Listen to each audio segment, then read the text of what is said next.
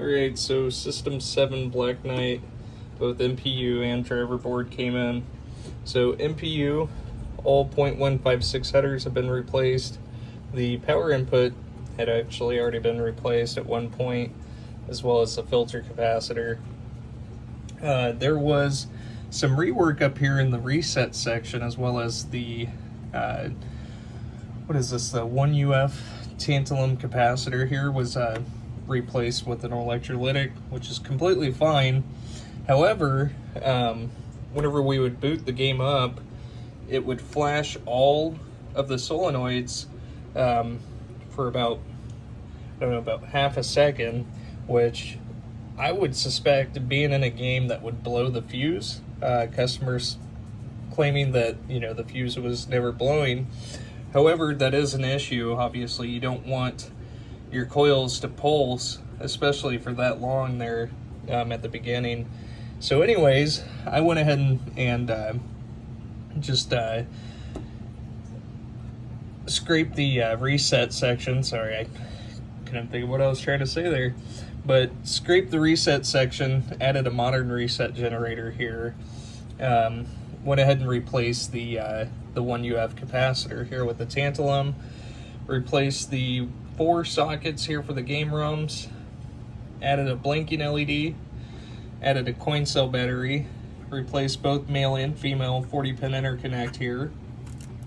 And let's see, the crystal had already been replaced, and the sockets had actually been replaced on the PIA and the CPU, so I went ahead and left those. I did replace I socketed the PIA here for the solenoids, also pulled the 7408 here.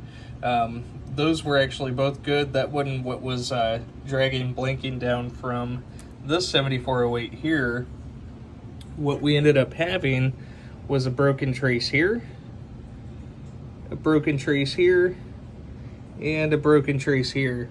So what it looked like is somebody had actually cut out the 40-pin interconnect, and while doing so had snipped that blinking trace there in a few spots. But we went ahead and replaced all the 0.156 headers here on the driver board as well. And we were having an issue here with the switches, so all of column 1 was actually not working, which ended up being a bad, is it a 7406, I believe. So we've got that replaced and socketed, and I'll go ahead and get this thing booted up. And so as you can see there, we don't have the coils pulsing anymore. We do have the lamp matrix dancing, and displays are going from high score to date to last game played. And we'll go ahead and go into the test and testing the displays. Those are working fully. Yep. And then we've got, forget on System 7, we've got the sound test here. Excuse me. And then into the the lamp matrix. And we'll move over to the coils. And solenoid 16, coil 16 is the coin lockout. And that is normal for that to be illuminated.